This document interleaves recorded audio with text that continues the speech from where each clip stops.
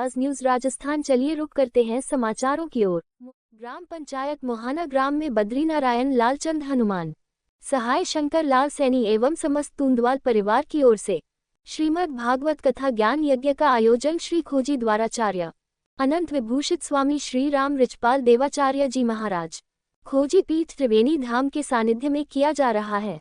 श्रीमद् भागवत कथा ज्ञान यज्ञ कथा व्यास साध्वी संत चरण दास सुनीता बहन के मुखारविंद से की जा रही है। मोहाना सरपंच शंकर लाल सैनी ने बताया कि तृतीय दिवस के प्रसंग में श्री कपिल गीत, श्री सुदामा चरित्र, वामन अवतार, समुद्र मंथन एवं राम जन्म, राजा परीक्षित की मोक्ष की कथा एवं कृष्ण की बाल लीलाओं का वर्णन, सुदामा चरित्र एवं अनेक वृतांत सुनाते हुए अनेक वृतांतों का विस्तार पूर्वक वर्णन भी किया गया। इस अवसर पर श्रीमद् भागवत कथा ज्ञान यज्ञ के बीच बीच में श्रद्धालु भाव विभोर होकर उठकर नाचने गाने लगे एवं भक्ति रस की गंगा में गोते लगाने लगे।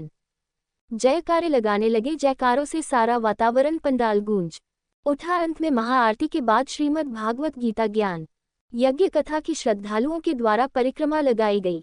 उसके बाद आए हुए सभी श्रद्धालुओं को आचार्य अनंत श्री विभूति श्री सद्गुरु देव भगवान श्री राम रिचपाल देवाचार्य जी महाराज खोजी पीठ त्रिवेणी धाम के द्वारा फलों का प्रसाद वितरित कर आशीर्वाद दिया गया। इस अवसर पर श्रीमद् भागवत कथा ज्ञान यज्ञ में आए हुए सभी श्रद्धालुओं ने पंगत प्रसादी ग्रहण की। श्रीमद् भागवत कथा गीता ज्ञान यज्ञ के दौरान श्री खोजी द्वाराचार्य अनंत श्री विभूषित स्वामी श्री राम रिचपाल देवाचार्य जी महाराज खोजी पीठ त्रिवेणी धाम ने अपने प्रवचनों में कहा कि मनुष्य को निरंतर आगे बढ़ने के लिए धर्म, अर्थ, काम और मोक्ष चारों पुरुषार्थ करने जरूरी है। जो भगवान का स्मरण करते हैं एवं जो मानव इन नियमों का पालन कर एवं श्रवण करता है उसे जीवन में कोई कष्ट नहीं होता, अंत में वह मोक्ष को प्राप्त करता है।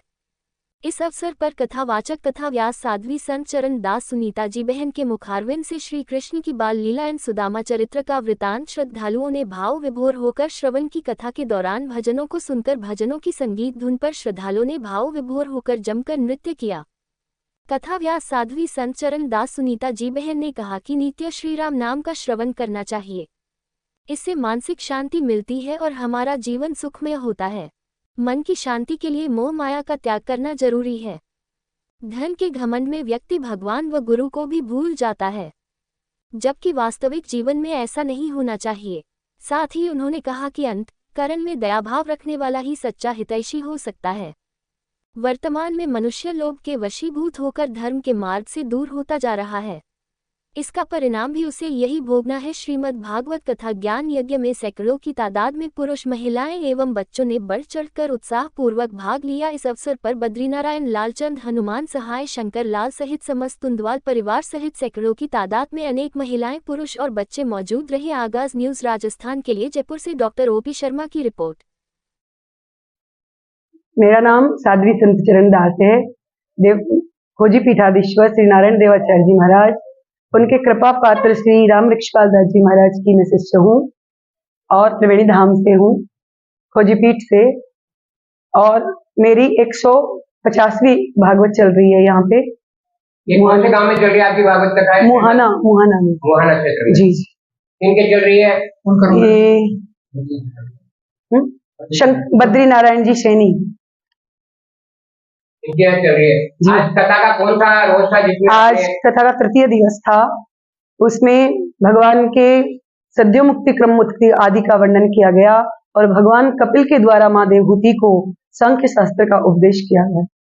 माता सती का चरित्र बताया और श्री ध्रुव जी महाराज जो भगवान के परम भागवत थे, उनके चरित्र का विस्तार के साथ वर्णन किया।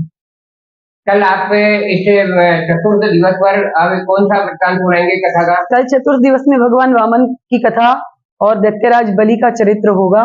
भगवान श्री राघवेंद्र सरकार की जन्म की कथा और भगवान का चरित्र और भगवान के जन्म उत्सव का कल नंद उत्सव मनाया जाएगा।